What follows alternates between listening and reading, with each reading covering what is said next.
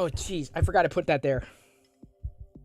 It's a Lego skeleton, but it's not really Lego. It was inspired by the Lego skeleton. This is not Lego minifigure. It is almost as tall as I am. 3D printed this over the past week. Actually, it only took a day or two on the Bamboo Labs X1 Carbon. Whipped it out. Look at this. And even the head turns slightly. I mean, it's on there tight. You want it to be on there tight, because otherwise, it would fall apart. I had to make some modifications underneath the feet, because otherwise they would have been, the printer unfortunately did not bridge very well down there, but that was easily patched. Right now, I'm finishing it up with the black parts or pieces to pop into the skeleton's face, but otherwise, it is done. Again, didn't take too long. It's probably like the biggest 3D print that I've done to date. Even though people love printing the big things, I'm not into printing the big things. Hello, Galaxy. I'm Chris Pirillo. Happy Saturday. I hope you watched your Saturday morning cartoons. I hope you had your Saturday morning cereal, to get in that geeky kind of mood. I have also been doing that, minus the cereal. I save the cereal until Twitch, when I broadcast there in the evening. Quite a few new things popping onto our radar this week as far as tech is concerned. First, the Google Pixel Pro 7 Pro, Pixel 7 Pro. 7's in there, Pro is in there, and it's absolutely pixelated. Let me give you a high-level review of sorts in using it alongside 3 other devices. And I've been doing that to do photo comparisons. And I plan on doing photo comparisons videos at some point in the very near future. A shootout between the Pixel 7 Pro? I screwed up in my own head, and now I don't know if I'm getting the order correct. You thought today was Thursday, Christian? Oh, I'm glad it's not. God, you had me second guessing. Don't do that to me. That's not funny. So I've been doing a shootout with photos between the Pixel 7 Pro, Pixel 6 Pro, Apple iPhone 14 Pro Max, and the Samsung Galaxy S22 Ultra. Did they put 5G in that name too? Because I remember they did that with the S21 Ultra. Either way, so I've been shooting out between these 4 devices, getting pictures. And let me tell you, doing a photo comparison between just 2 devices is challenging, right? It's like, okay, you got to carry 2, and doing this. Doing it between 4, forget about it. So suffice to say, I've got a high level takeaway here. I used to be a Pixel fan, big time, for the software experience. That I feel has been sidelined since Google switched to using its own chips. I feel that there's been a lack of optimization since Android 12. I have felt like that the design that Google wants to push out there for Android is not quite to my liking, at least as far as quote unquote stock Android is concerned, as they used to call it. But in using the Pixel 7 Pro, I feel it's laggy, not maybe as laggy as the 6 Pro had been, or maybe just as much as the 6 Pro had been. I've felt real no noticeable differences. And I feel that the Pixel 7 Pro is a far cleaner experience than iOS. Like iOS, in using it like this, I'm just constantly slapped in the face with just animation. Forget frame drops for a second. Just forget that. Just assume the animation is smooth. It's just janky. It's like it pops out of nowhere and it judders and jitters and does weird things in various spots.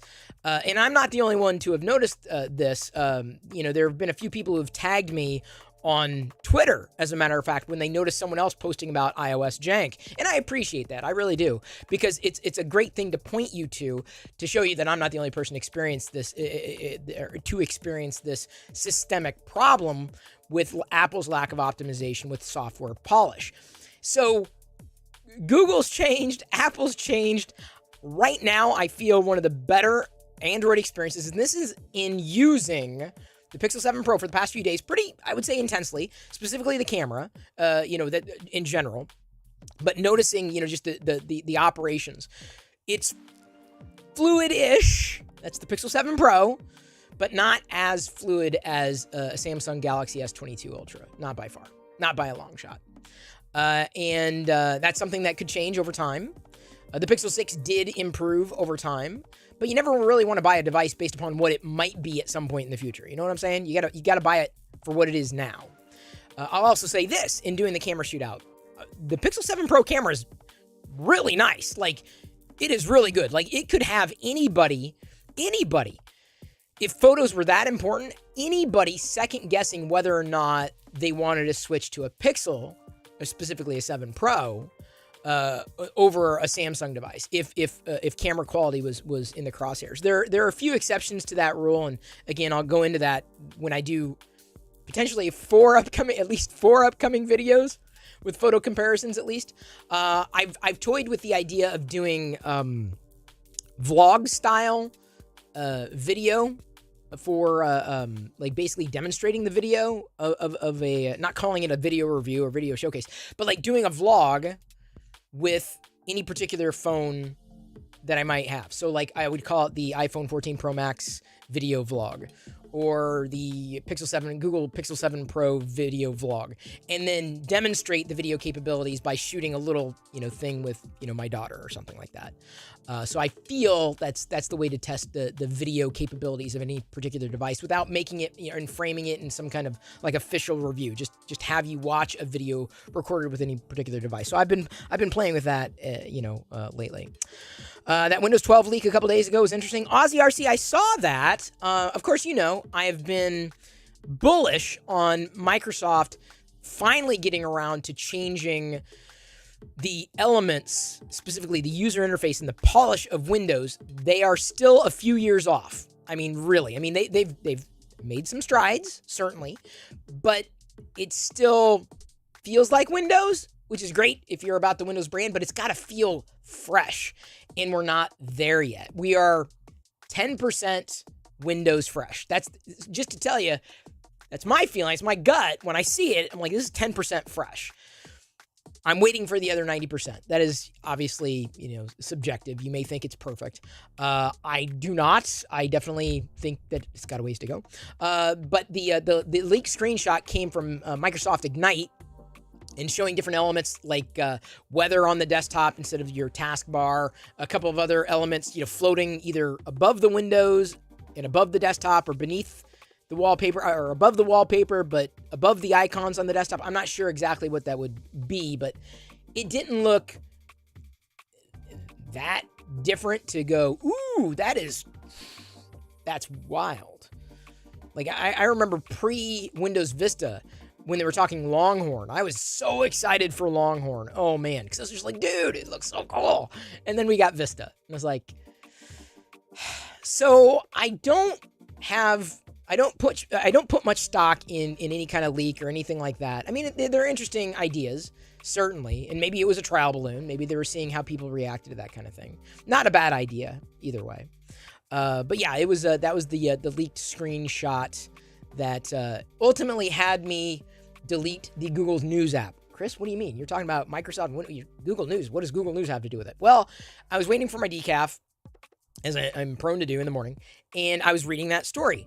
And unfortunately, I'm not going to name any websites in particular, but when you launch a website from directly within the Google News app, not your browser, the app, it loads the full website, like ads and trackers and this and that. I mean, it was so bad. I'm like, I can't.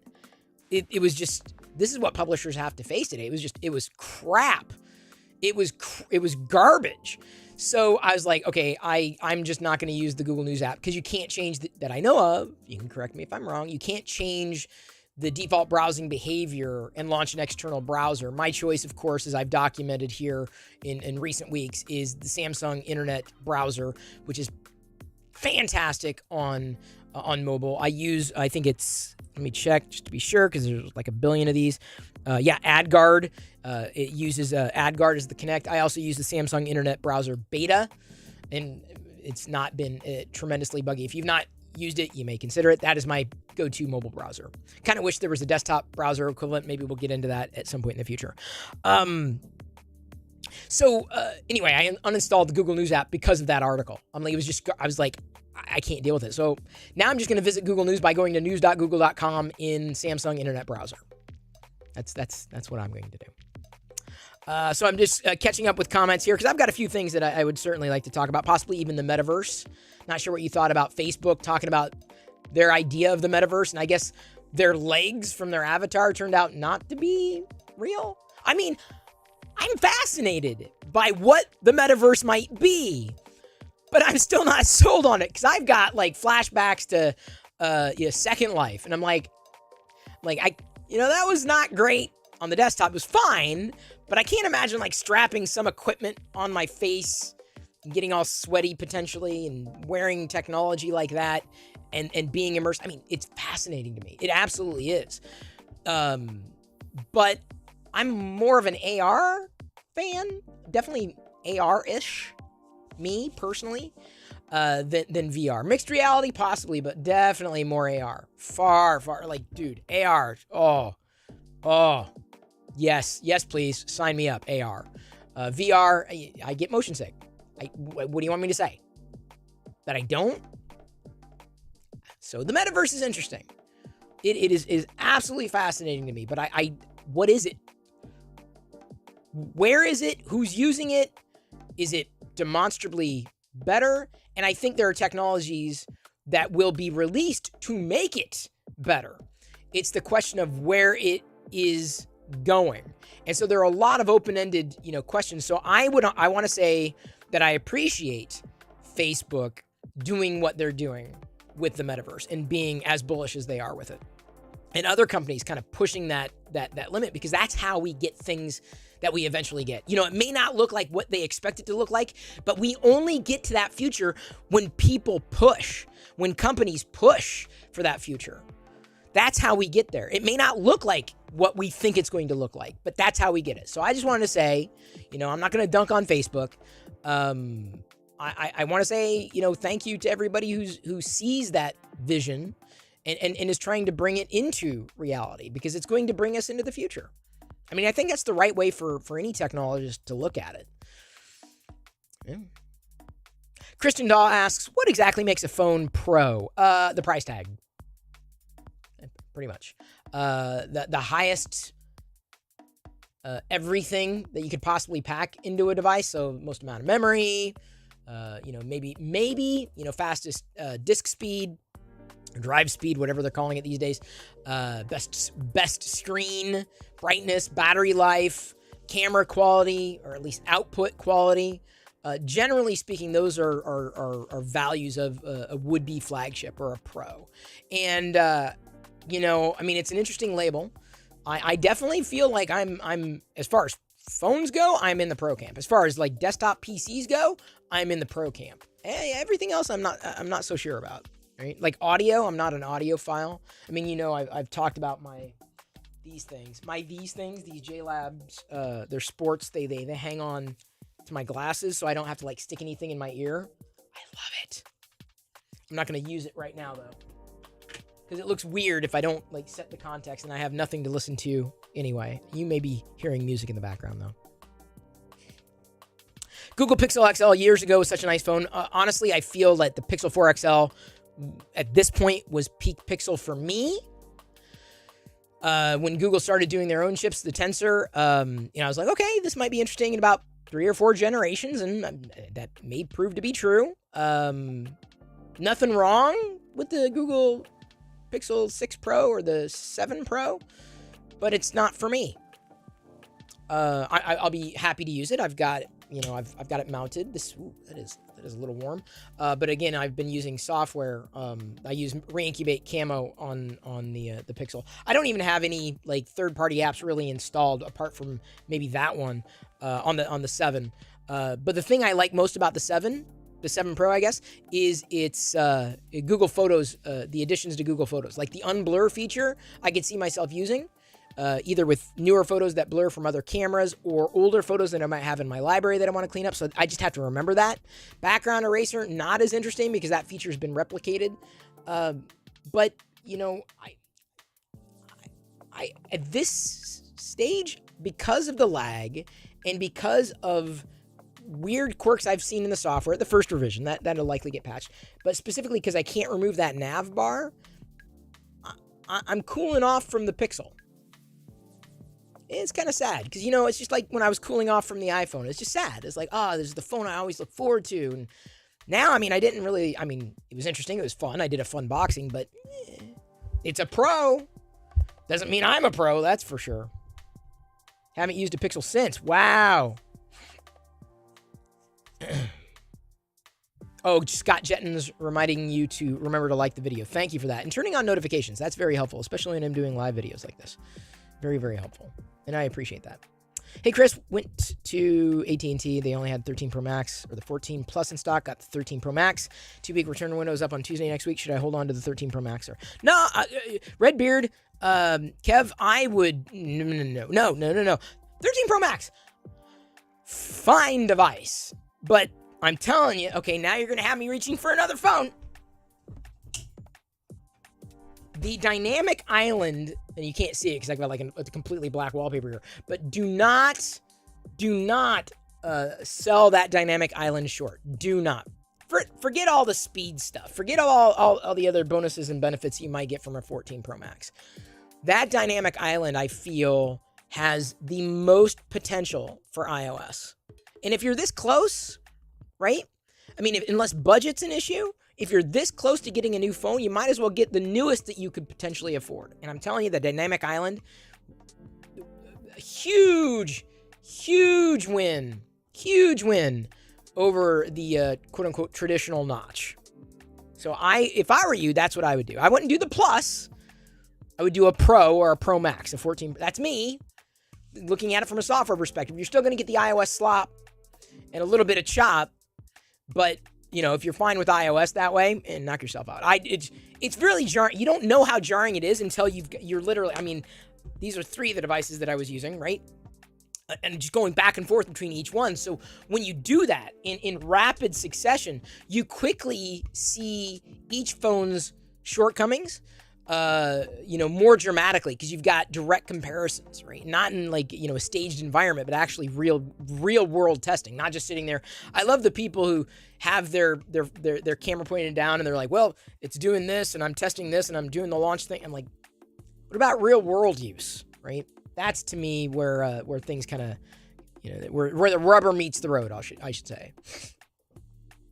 You're considering switching from iOS to Android, probably going to be the regular S22. I don't think you would be hurt by that. Samsung is definitely different. My first recommendation, though, is to download Good Lock on a Samsung device. This is something I've talked about. I probably need to do a full-on video of it. Good Lock it gives you the ability to change so many features in the Samsung experience.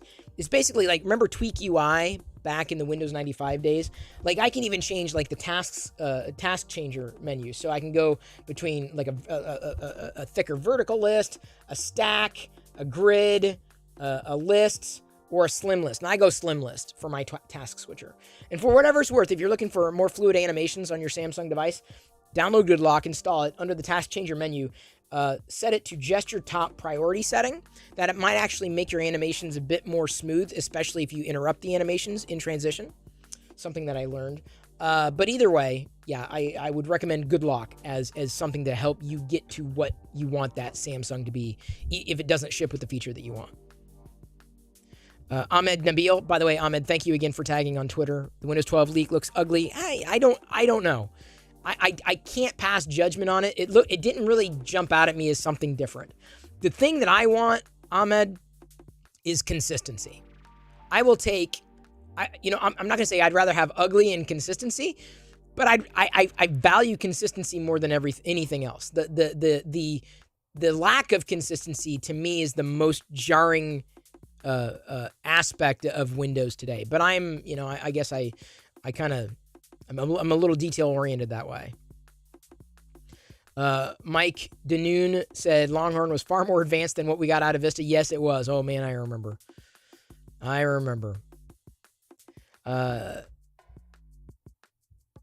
Hang on, I saw something there. Ahmed said, I got my hand on the Pixel 7 S22 Ultra. Oh my God, you were right. The Pixel drove me crazy for the inconsistency where one UI felt stable and polished. That's what I'm saying. Like there's the whole is greater than the sum of its parts. That's the way to look at it, right? You can't just look at a feature because on the surface, a lot of these phones have the same features. A lot of the desktop clients, right? A lot of the TV clients, like they all have the same kind of features. It's the question of what are you going to use? What do you need to use? And how well does it work?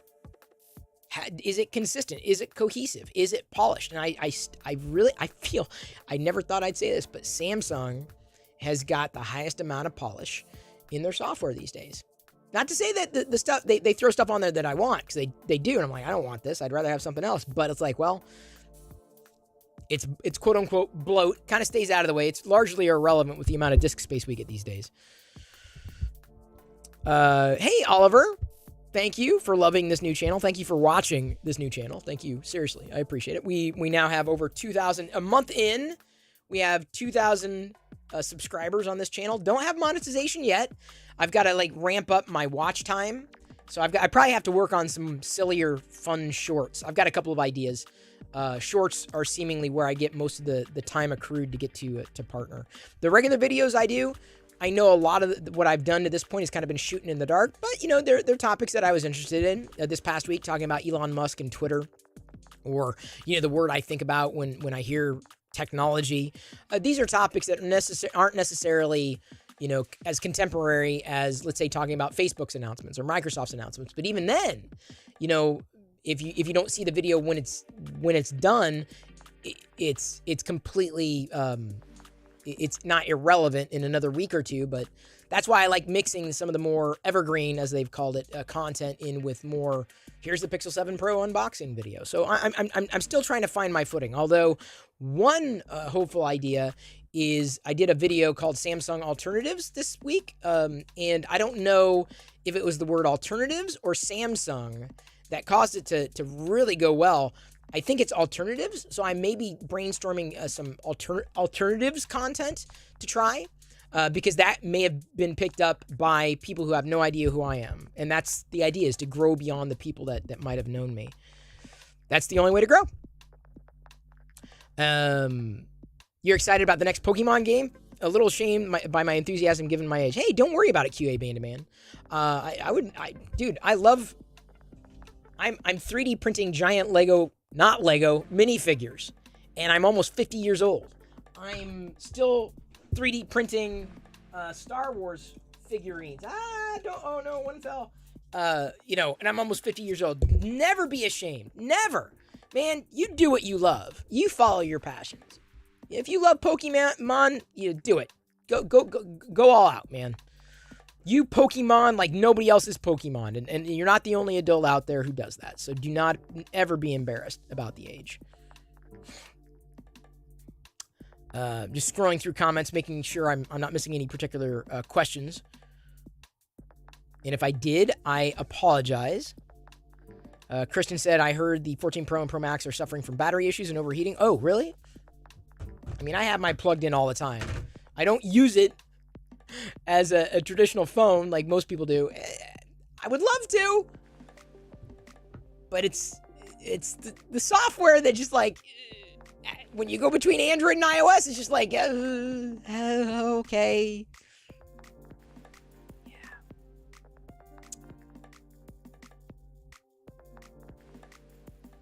Feels like Google is not taking hardware as serious as Samsung or Apple, says Ahmed, using an Exynos chip in a 2022 Pixel Pro seriously. Well, Ahmed, remember, the Pixel story was all about software. That's what's so discouraging about the Pixel. It's all about the software. And if they can't stick the software landing, it's just like, you got lag, dude. Optimize it. You've got lag. There is clear lag. Optimize it. If that's what you want, that's what you should do. Or if that's the story you're telling. Or if you don't want the average user to turn off the gesture hint, at least like release a good lock for the Pixel, or a, you know, tweak UI, whatever you want to call it, for the Pixel, for power users to use. That's my feeling. I wish Google would do that. Always, Markiplier asks, do you send official feedback using whatever mechanism they have? I'm not sure to whom I should be sending feedback, but when they like GitHub, I very often post issues with any experiences that I might have that I can post issues to. A lot of posting to forums, though, it just goes into a black hole. A lot of posting to customer service just goes into a black hole, though. Unless you're talking to a product manager, I've learned this. Like, unless you're talking directly to a product manager, or that product manager, is using that product through and through, it's going to be a challenge.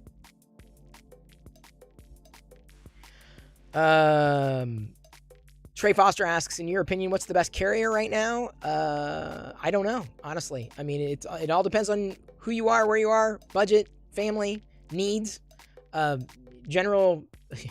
I don't know. That's the thing. It's not easy to discern. You got to go by more than one variable, right? You can't just go by, oh, this is the thing. No, they all have similar features, right? They all have similar options. It's a question of coverage sometimes, or it's a question of where you live. And I think where you live is largely dictated by that. Anish asks if I've created any apps. I have not. Although I did brainstorm something. I would love a good photo comparison tool. Someone on Twitter last night recommended a good one that I'm going to be using, or at least trying. iCat from NVIDIA. I don't know if you've heard of this. iCat is desktop software from NVIDIA. It allows you to do photo comparison. Not exactly what I was looking for, because what I would want is a photo comparison tool to make it easier for like people who look at photos and try to do screencasts to have it, cropped and optimized, at a 16 by 9 aspect ratio, metadata stamped onto the actual photos, to automatically figure out, you've got a directory of a ton of photos to be able to figure out, okay, this is this phone and this side is always going to be this device, this side's always going to be this device, press a button to export automatically. Like, there are things that just become tedious in doing this.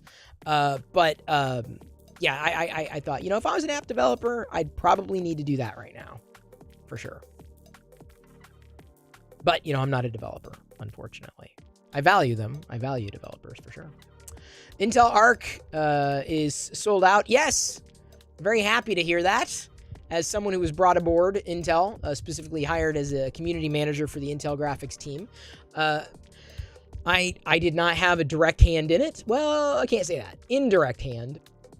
The Intel graphics... I started the Intel graphics Discord server. That was pretty much one of the first things I did. It lives on. It's now the Intel Insider server. So if you go to the Intel Discord server, the official one, I got it verified. I got it set up. I helped, get it started. Help get things going and flowing. And very happy about that. It's my legacy. That is one part of my legacy, the fact that I was able to do that. I'm very happy. And it's in good hands, too. So I guess I was kind of a part of that journey. Made that a good communication channel for community. So I feel I did my parts. I feel like Starship Troopers. Have you done your part? Would you like to learn more? You want my tech channel to be successful? Thank you, Christian. I do, too. I really do. Hey, Garrett. How you doing? Jay Perez says, hey, Chris, you mentioned you use the Galaxy Watch. Yes. Do you have the Pro? Yes. How does the Galaxy Watch play with a non-Samsung phone like a Pixel? Doable? Yeah. Diana uses the Galaxy Watch 4, my previous one, and she uses it with the Pixel. Not a problem.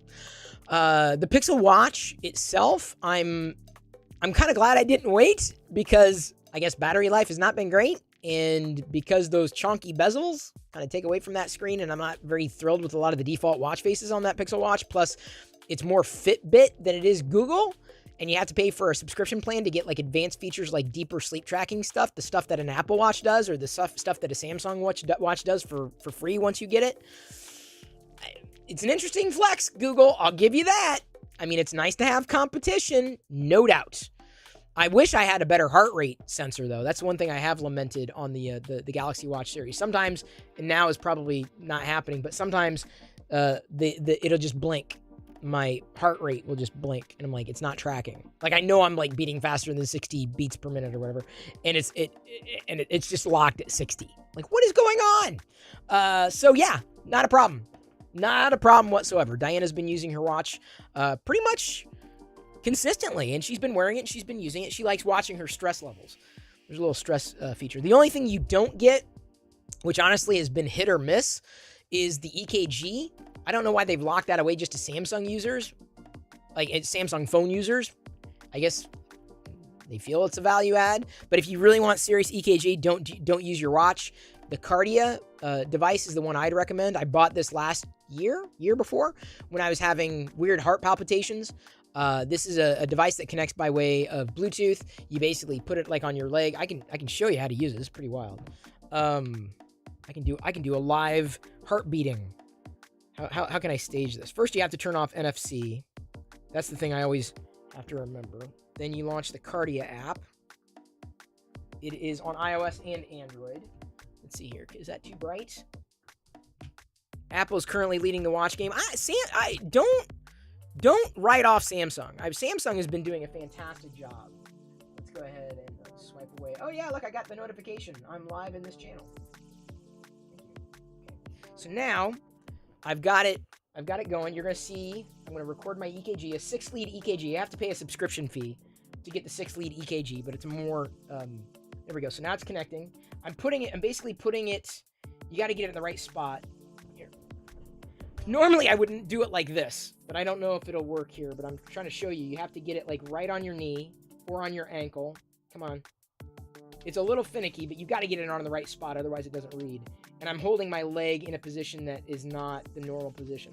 But there we go. This is a live EKG. This is the Cardia app. I'll put a link for this in the video description where you can buy it, and hopefully I'll get affiliate revenue for it. So this gives me a much more accurate reading.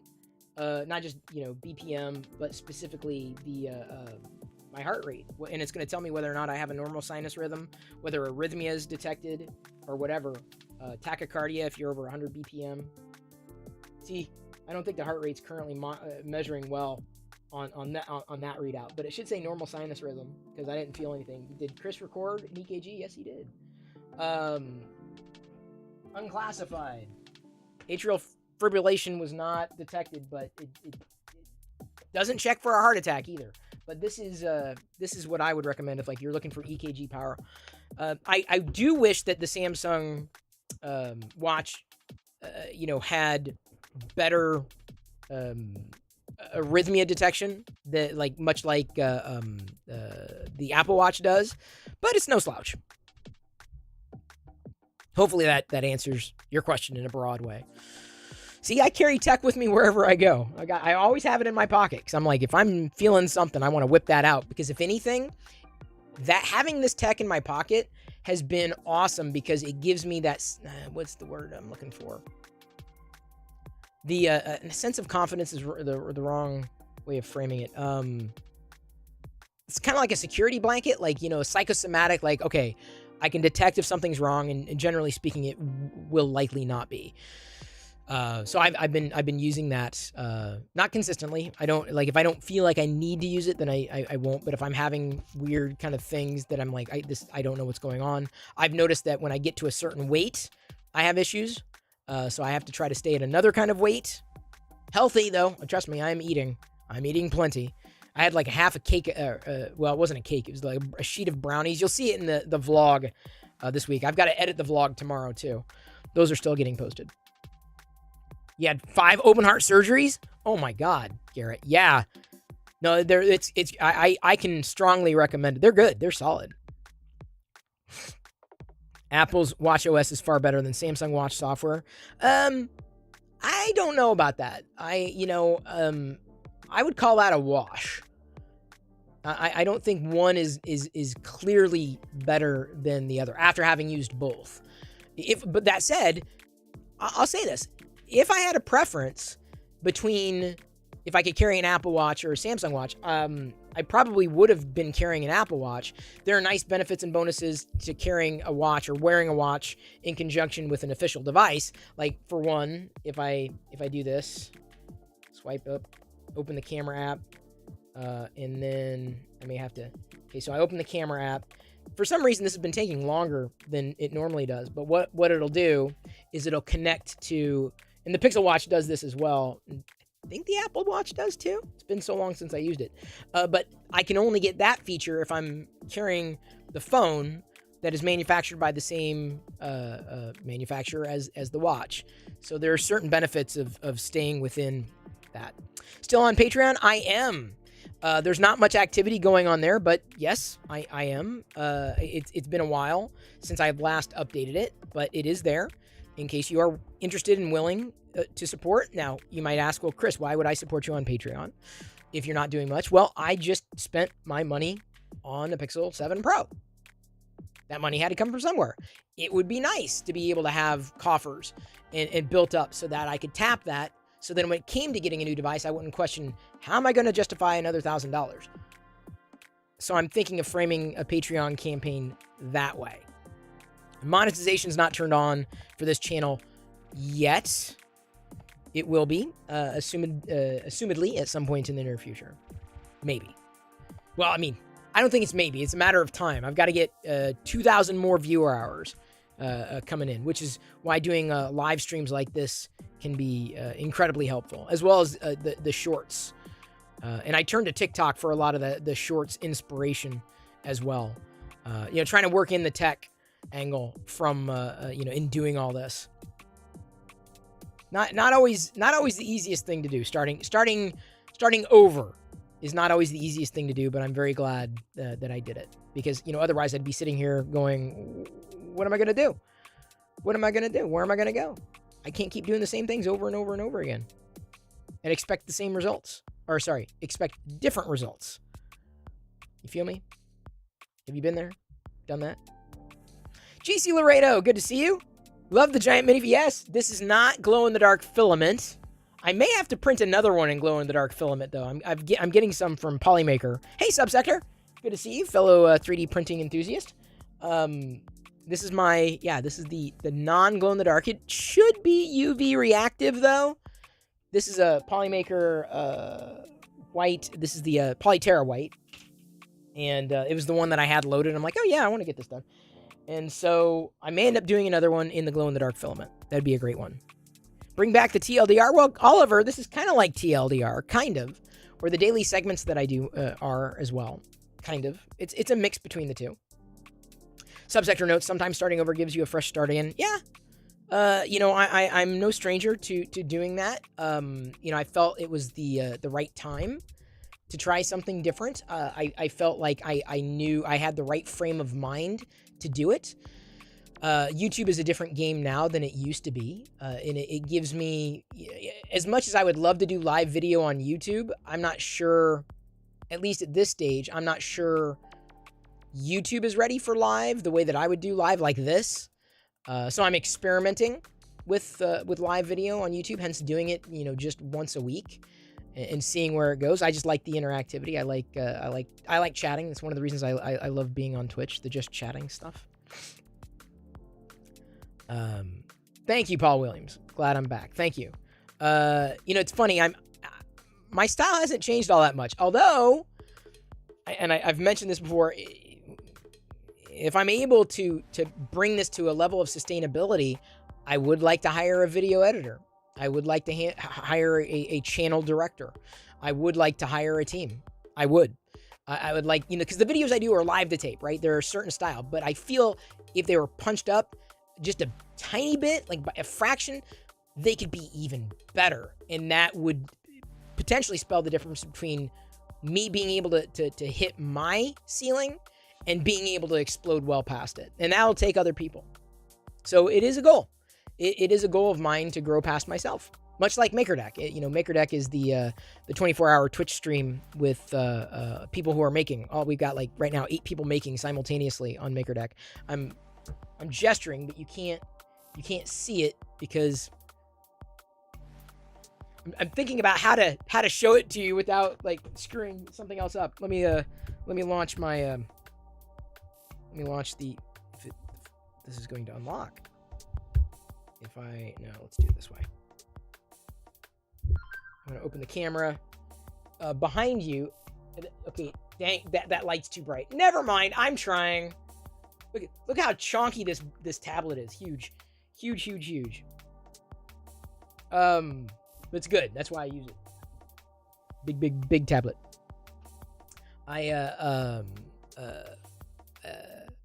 you know, I enjoy doing what I do, but there's, you know, you hit a certain point where you can't do everything. And I think some people fall victim to this trap where they think they can do everything. Entrepreneurs specifically think they can do everything, but you can't. You need help. You know, like MakerDeck, the MakerDeck endeavor, you know, it would be nothing without the people supporting it. People like Pez Liz or Krusty, specifically having gone to a maker event, EARF is what it's called, out on the East Coast this past week, making, you know, huge inroads with would-be partners for our project. You know, I couldn't do that. I couldn't do everything.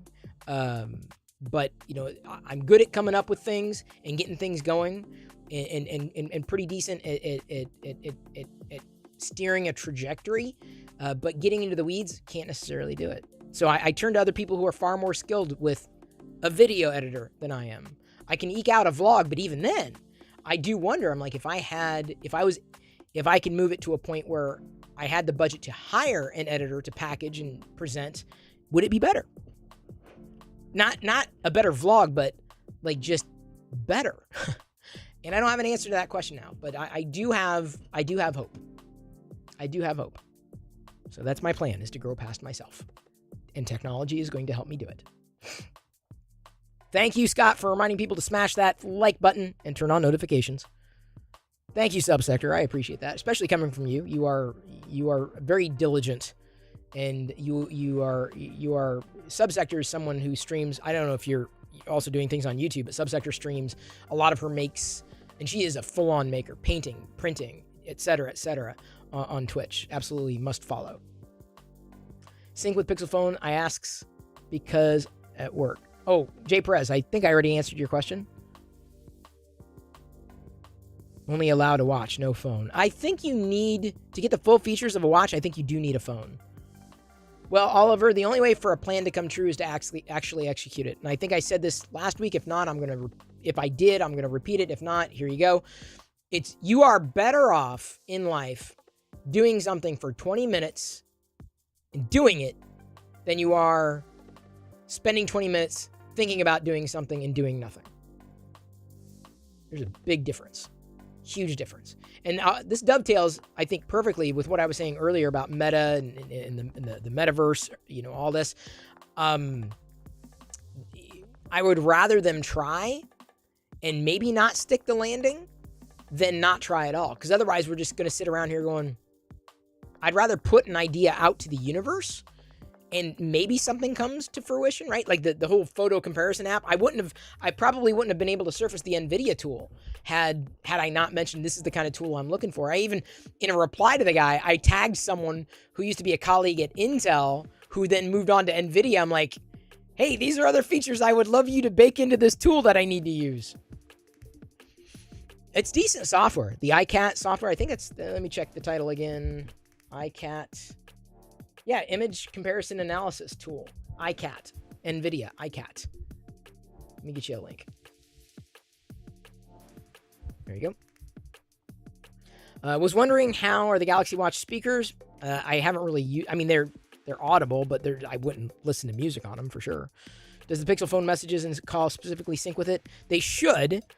I use the Samsung phone app. But even when I wasn't, I believe it synchronized, and I used the Google Messages app, and the Google Messages synchronized perfectly. So that's not a problem.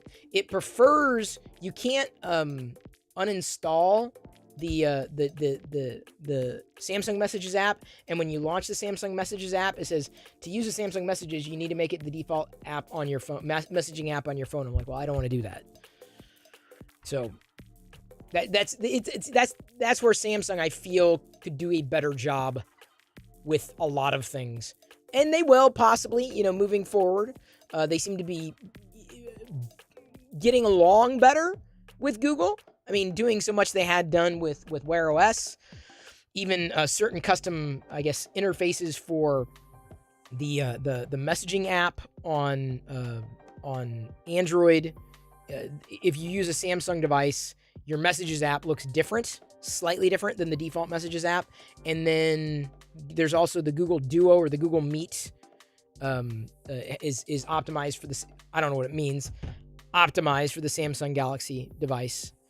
But yeah, those are things. So hopefully, the more they work together, the less redundancy there will be. The more seamless all of this could possibly be. You do run into that, and people do complain, and I think rightfully so, about the bloat. But ultimately, I learned that, to have the best experience on an Android phone did not necessarily mean that I needed to use Google's apps. Here's one example. The calculator. Google's got the calculator app. And I used to use, I don't use it all that often, but Samsung's got a calculator app. They're the same. What is it? And the calculator app, honestly, from Samsung looks better on the Samsung phone. On any phone, really, because it's like a true deep black. But there are certain services, like Samsung Notes has got features that I just would never really take advantage of, just because of, how I use things. I use Google Keep. So in that sense, it wouldn't make sense to switch between one app or the other. So sometimes it's nice to have, but not an absolute must-have. We'll see which direction Samsung goes, because they've kind of, as far as their cloud product is concerned, beyond synchronization, they've kind of stepped away. Like for photos, Samsung uses OneDrive, which you may or may not be interested in. The reason that I like OneDrive over Google Drive or Dropbox, I'm pretty sure, Dropbox, OneDrive, as a 3D printer person, OneDrive allows you to view STL files in line on the web. On OneDrive, you can see the STL files. You can't do that on the other platforms. And I'm like, what? So that is like a huge check mark for me. So for managing, that's the thing, is like I can manage things here and do it that way. I can manage things there and do it that way. There's just no perfect scenario. There's no perfect solution. There's no one size fits all for a lot of this stuff, which is fortunate or unfortunate. Seems like my print is done, and y'all have fallen silent, so I'm going to go ahead and let you go. Thanks again for hanging out today. I appreciate it, doing these live videos on the weekend, and continuing to geek out with everybody. Thank you for watching. Thank you for turning on the notifications. Thank you for following. Thank you for subscribing. Thank you for listening. Thank you for asking questions. Thank you for being there. And thank you for allowing me to come into your life yet again and talk about the stuff that we may both find interesting. Keep those questions coming.